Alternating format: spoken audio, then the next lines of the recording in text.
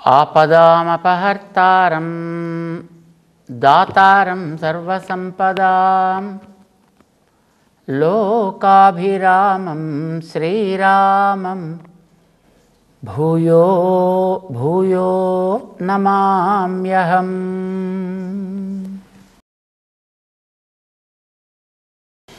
జై శ్రీమన్నారాయణ. ప్రియ భగవద్బంధులారా, 5వ అధ్యాయంలో అర్జునుడికి ఒక ప్రశ్న ఏర్పడింది. అధ్యాయం ప్రారంభమే అర్జునుడి ప్రశ్నతోటి ప్రారంభం చేస్తారు. అందులో ఏది తనకి సులభంగా తగినదో నిర్ణయం చేసి ఒకదాన్ని చెప్పవలసింది. కర్మనా జ్ఞాన అనుష్ఠానమా, కర్మ ఆచరణమా లేదా జ్ఞాన అనుష్ఠానమా, ఏది మంచిది, ఏది శ్రేయస్, ఏది తనకి తగినది, హితకరమైనది, దాన్ని జాగ్రత్తగా ఇవాళ కొత్తగా ఆలోచించి చెప్పద్దు. ఏది గతంలో నిర్ణయం అయిందో శ్రేయస్కరం అని మనకి గ్రంథాలు నిర్ణయం చేసి చెప్పాయో అలాంటి దాన్ని నాకు చెప్పవయ్యా అని ప్రార్థన చేశాడు అర్జునుడు. గతంలో చెప్పినట్టుగా రెండింటిని కలిపి చెప్పడం కాకుండా ఈసారి కృష్ణుడు 5వ అధ్యాయంలో స్పష్టం చేస్తున్నాడు. నిజానికైతే రెండు మంచివే. కారణం రెంటికి లక్ష్యం ఒకటే కనుక. మనం చేసేటువంటి పనులకి లక్ష్యం ఒకటే, మనకుండే తెలివికి లక్ష్యం ఒకటే. ఏమిటి లక్ష్యం? సుఖంగా ఉండాలి. పనులు చేసినా సుఖంగా ఉండాలనే పనిచేస్తాడు. ఏదైనా తెలుసుకోవాలనుకున్నా తన సుఖం కోసమని తెలుసుకోవాలని అనుకుంటాడు. అయితే సుఖం అనేది ఏది? అది తాత్కాలిక సుఖమా లేదు నిత్యము ఉండదగినటువంటి సుఖమా? ఇది నిర్ణయం చేసుకోవడంలో మనుషుల్లో మార్పులు వస్తూ ఉంటాయి.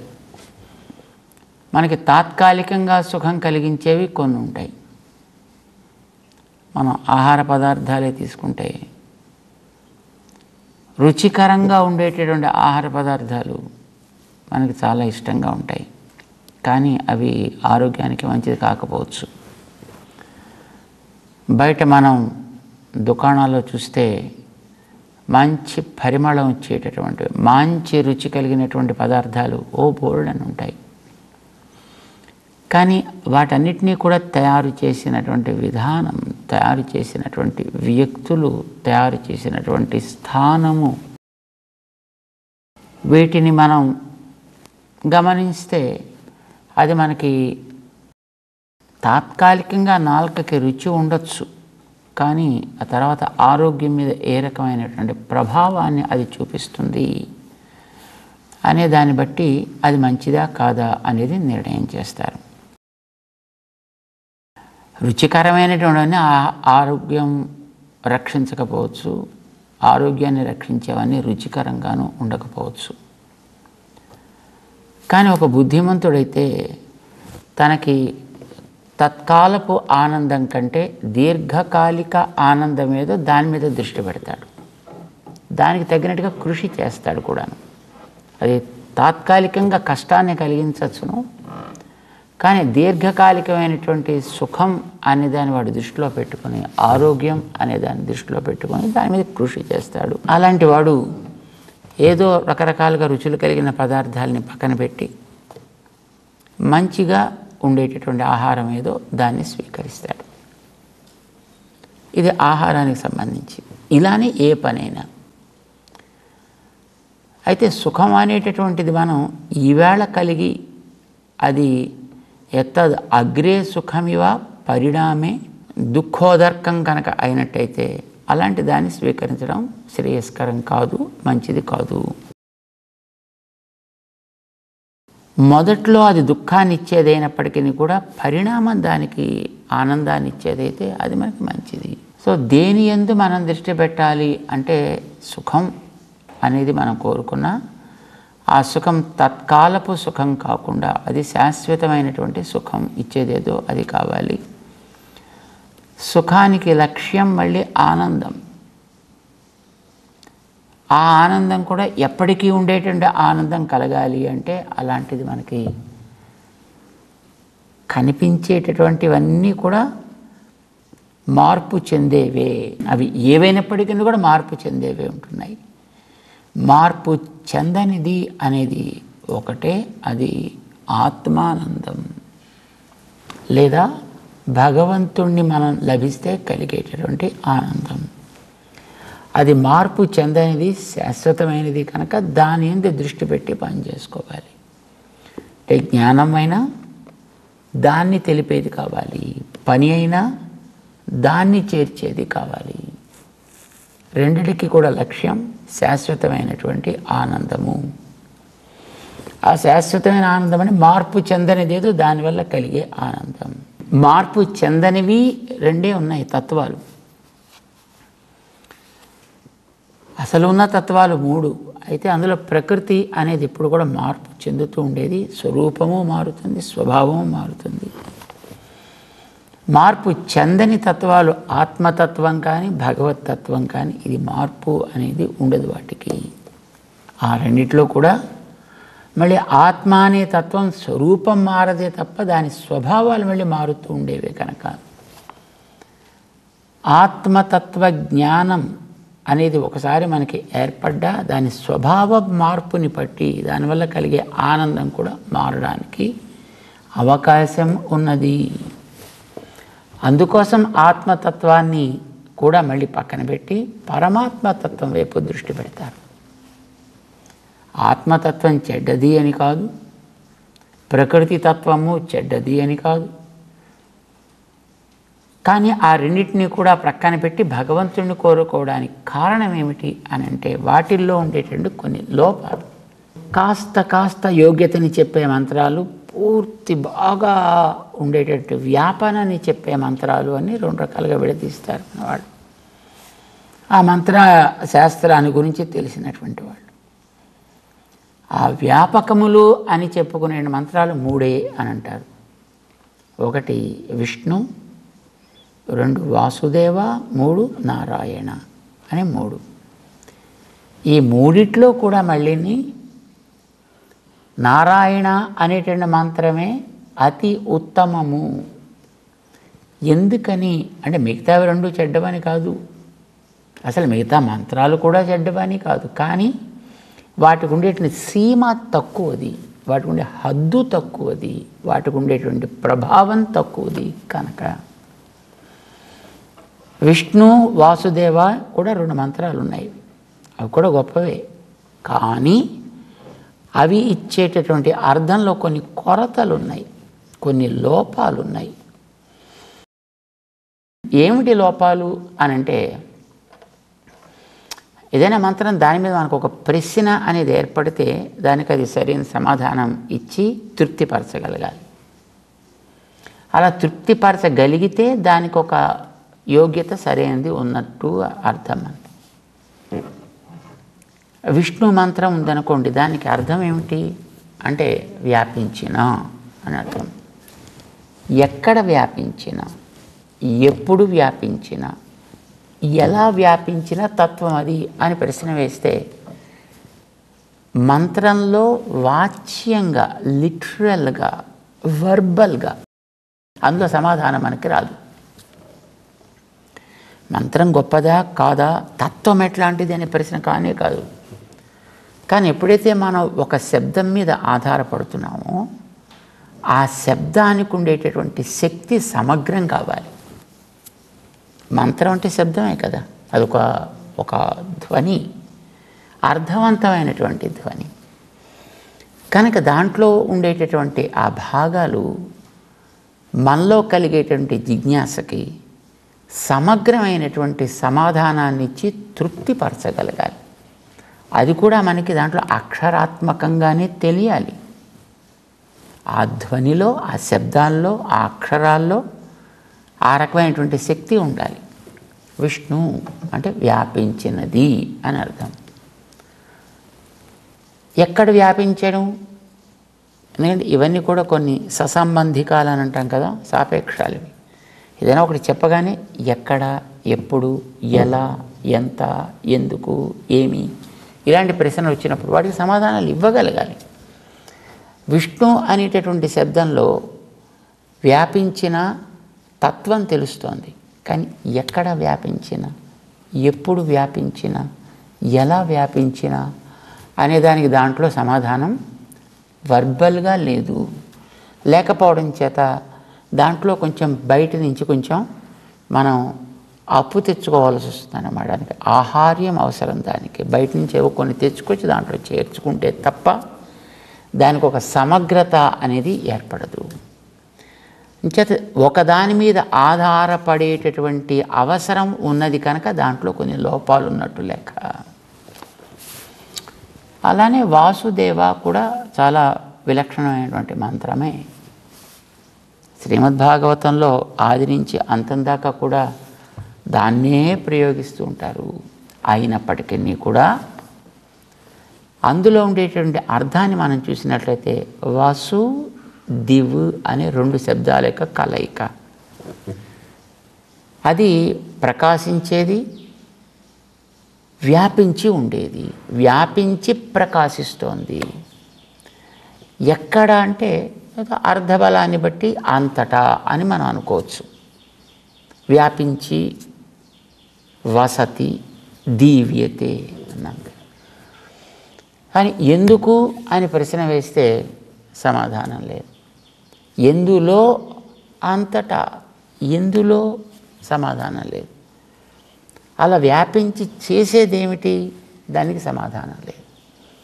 సో కొన్ని ప్రశ్నలకి సమాధానాలు దాంట్లో వెర్బల్గా ఇవ్వగలిగేటటువంటి అవకాశం లేకపోవడం చేత ఆ మంత్రానికి కూడా కొన్ని కొరతలు ఉన్నాయి. మంత్రము ప్రతిపాదించే తత్వపు విషయంలో కాదు, తత్వం ఒకటే. కానీ ఆ తత్వం దగ్గరికి తీసుకువెళ్ళేది ఒక శబ్దం అయితే ఈ తీసుకువెళ్ళేటువంటి ఆ శబ్దానికి కూడా సమగ్రత ఉండాలి, శక్తి ఉండాలి. దానికి కొరతలు ఉండడానికి వీల్లేదు. కానీ ఈ విష్ణు వాసుదేవ అనే రెండు కూడా అలాగా పూర్తిగా సమాధానాలు ఇవ్వగలిగే అవకాశం వాటికి లేదు కనుక అవి కొంత లోపం ఉన్నవి. కానీ నారాయణ పదానికి అట్లాంటి లోపము లేదు. దాంట్లో ఏ ప్రశ్న ఏర్పడ్డా దానికి కావలసిన సమాధానాన్ని ఇచ్చే శక్తి ఆ అందులో ఉండేటటువంటి ఆ అక్షరాల్లోనే ఉంది. నా, నా, రా, రా, అయ, నా, అణ, నారాయణ. ఈ అక్షరాలు ఇవన్నీ కూడా కలయిక ప్రభావం చేత వాటిని మనం విడదీసి చూసినప్పుడు నువ్వు దాంట్లో ఏ ప్రశ్న వేయి ఆ ప్రశ్నకి తగినటువంటి సమాధానం ఆ అక్షరాల్లోంచే వస్తుంది. మంత్రాల్లో ప్రతి మంత్రానికి లక్ష్యం ఒకటే అయినా దాంట్లో ఉత్తమము ఇది అని నారాయణ మంత్రాన్ని నిర్ణయం చేసి మంత్ర తత్వ విధులైనటువంటి మహర్షులు ఎలాగైతే మనకి ప్రసాదించారో మన పూర్వ ఆచార్యులందరూ కూడా దాన్నే అలా అంగీకరించారు, దాన్నే ఉపాసన చేశారు. ఇది మనకి ఋషుల వాక్యాల్లో కనిపిస్తోంది, పురాణాల్లో కనిపిస్తోంది, ఇతిహాసాల్లో కనిపిస్తోంది. రామాయణం లాంటి దాంట్లో కూడా ఆ రామతత్వం నారాయణుడే.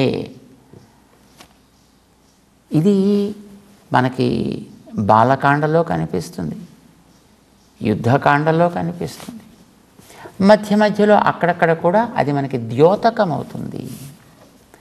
ఇలా మంత్రాల్లోకెల్లా అది ఉత్తమము అని నిర్ణయం చేసి దానికి ఒక విధి విధానాన్ని ఏర్పాటు చేసి మహానుభావులు అందించినట్లుగానే శాశ్వత సుఖకారి అయినటువంటి తత్వం ఏది అని మనకి ప్రశ్న వచ్చినప్పుడు ప్రకృతి నిత్యమే, జీవుడు నిత్యమే, భగవంతుడు నిత్యమే, మూడు నిత్యమైనటువంటి తత్వాలే, దాంట్లో సందేహం లేదు. కానీ ప్రకృతి తత్వంలో, జీవతత్వంలో కొన్ని లోపాలు ఉన్నాయి. ఏమిటి లోపాలు ఉన్నాయి? ప్రకృతి అనేది కొన్నిటి కలయికగా ఏర్పడ్డది. పరమాత్మ, జీవుడు అనేది కలయికగా ఏర్పడ్డవి కావవి. అవి ఏక అవయవి అయిందది. రెండవది, ప్రకృతి అనేదానికి స్వరూపము నిరంతరం మారిపోతూ ఉంటుంది, స్వభావము నిరంతరం మారిపోతూ ఉంటుంది. మారిపోతూ ఉంటుంది కనుక దానివల్ల కలిగేటటువంటి అనుభవం ఏదో అది సుఖమైన దుఃఖమైన అది కూడా మారిపోతూ ఉంటుంది. ఇప్పుడు సుఖం కలిగింది, కాసేపటికి మళ్ళీ సుఖంగా ఉంటుంది అని చెప్పడానికి లేదు. ఇప్పుడు దుఃఖం కలిగింది, మళ్ళీ కాసేపటికి దుఃఖంగా ఉంటుంది అని చెప్పడానికి కూడా వీల్లేదు. కారణం, స్వరూపము మారుతూ ఉంటుంది, స్వభావము మారుతూ ఉంటుంది కనుక ఆ స్వరూపము, ఆ స్వభావము నీకు సుఖకరమైనప్పుడు అది ఉన్నంత వరకు మాత్రమే నీకు ఆ సుఖం అనేటటువంటిది కొనసాగుతూ ఉంటుంది. అది మారిందంటే, ఇప్పుడు నీళ్ల మీద ప్రవహించేటటువంటి తరంగాల్లాగా ఒక తరంగం పైకి లేస్తుంది, మళ్ళీ దిగుతుంది. ఈ పైకి లేచి దిగే లోపల నీకు దాని యొక్క స్వరూపం కనిపిస్తుంది. దిగ్గానే మళ్ళీ మారిపోతుంది, మళ్ళీ రావచ్చు, కానీ మళ్ళీ దిగవచ్చు, మళ్ళీ రావచ్చు, మళ్ళీ మారిపోతుంది. అట్లాగా సుఖము దుఃఖము, అనుకూలము ప్రతికూలము, ఇవి ఈ ప్రకృతి తత్వం అనుభవించేటటువంటి వ్యక్తికి నిరంతరము మారుతూనే ఉంటుంది, సాగుతూనే ఉంటుంది. సాగడానికి కారణం ఆ వస్తు లక్షణం, అది వస్తువులో ఉండేటటువంటి లోపం అది. అందుకోసం దాన్ని కూడా అనుపాస్యము అంటే మనకి అది ఉపాసనకి అర్హమైనది కాదు. మార్పు ఉంది కనుక కలిగే అనుభవాన్ని ఏకరూపంగా కలిగించగలిగే స్థితి దాంట్లో లేదు కనుక అది అనుపాస్యం అన్నారు. చెడ్డదని కాదు. ప్రకృతి కూడా చాలా మంచిది. అసలు ప్రకృతి లేకపోతే ఇది లేనే లేదు కదా. ఆత్మ కూడా ప్రకృతి లేకపోతే ప్రకాశించదు. బ్యాటరీలో ఉండేటటువంటి శక్తి అది ఏదైనా ఒక పరికరంలో దాన్ని కూర్చినప్పుడు కదా అది పైకి ప్రకాశించేది. ఈ ప్రకృతి అనేది ఆ పైన పెట్టే లైట్ లాంటిది. ఆత్మ అనేది అదొక శక్తి కేంద్రం, అది అంతవరకే. పరమాత్మ అనేది ఒక శక్తి కేంద్రం. కానీ అది ప్రకాశించాలంటే మళ్ళీ మనకు ప్రకృతి కావాలి.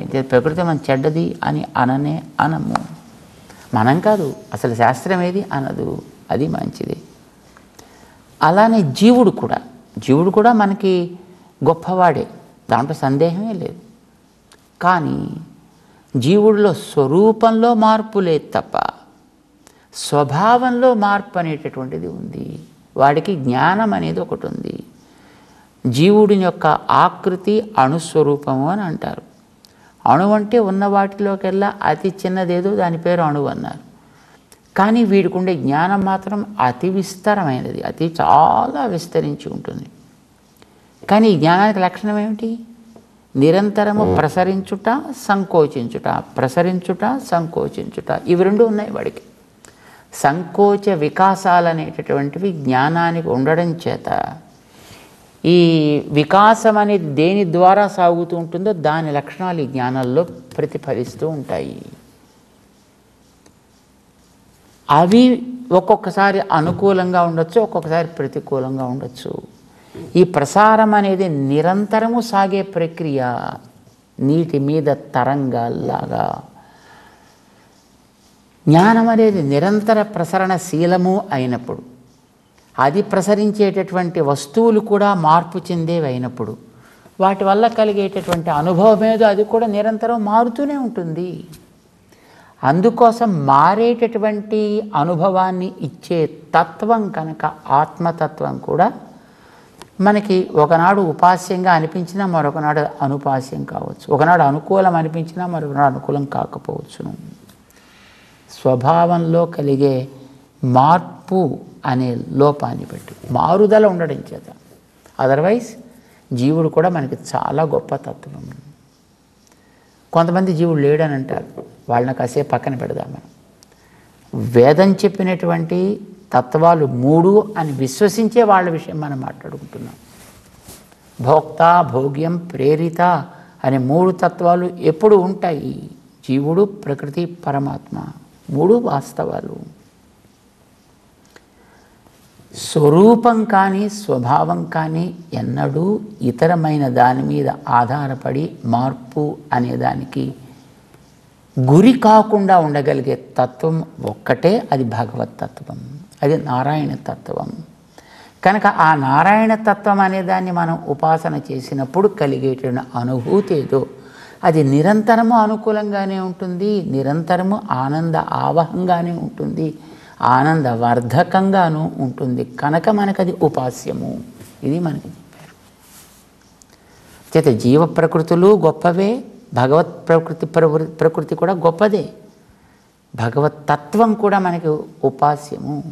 ప్రకృతత్వము ఉపాస్యము, జీవతత్వము ఉపాస్యము. కానీ ఉపాస్యమైన వాటిలో కొన్ని లోపాలు ఉన్నవి తీసి మనం వాటిని ప్రక్కన పెట్టి లోపాలు లేనిదేదో దాన్ని స్వీకరించవయా, అది నీకు సుఖకరం. ఇది మనకి తెలియాల్సింది. 5వ అధ్యాయంలో భగవంతుడు దీన్ని మనకు వివరించడం కోసమని ఆయన కర్మ, జ్ఞానము ఇవి 2 కూడా లక్ష్యానికి చేర్చేవే. కానీ ఈ రెంటిలో జ్ఞానము అనేది నిన్ను ఇబ్బందుల పాలు చేస్తూ లక్ష్యాన్ని దగ్గరికి చేరుస్తుంది.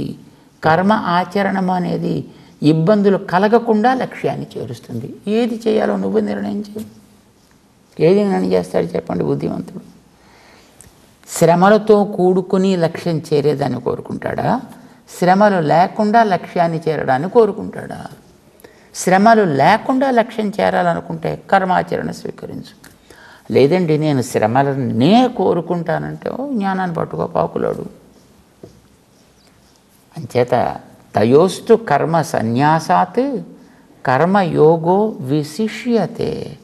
కర్మలు వదిలి జ్ఞానాన్ని ఆశ్రయించడం కంటే కూడా కర్మయోగ, కర్మ ఆచరణము అనేటటువంటిదే విశిష్యతే సుఖకరమైనది సుమా అర్జున. కానీ దాన్ని అవలంబి రెండిటికి లక్ష్యం ఒకటే, ఒకటి సుఖం, ఒకటి దుఃఖం. ఏది బుద్ధిమంతుడైన వాడు స్వీకరిస్తాడా? అంచేత చక్కగా కర్మయోగ స్వీకరణం అనేటటువంటిది చాలా మంచిది అని అర్జునుడికి ఉపదేశం చేయడం ప్రారంభం చేశాడు. 5వ అధ్యాయం ప్రారంభం చేస్తూ తెలుసుకుందాం. జై శ్రీమన్నారాయణ.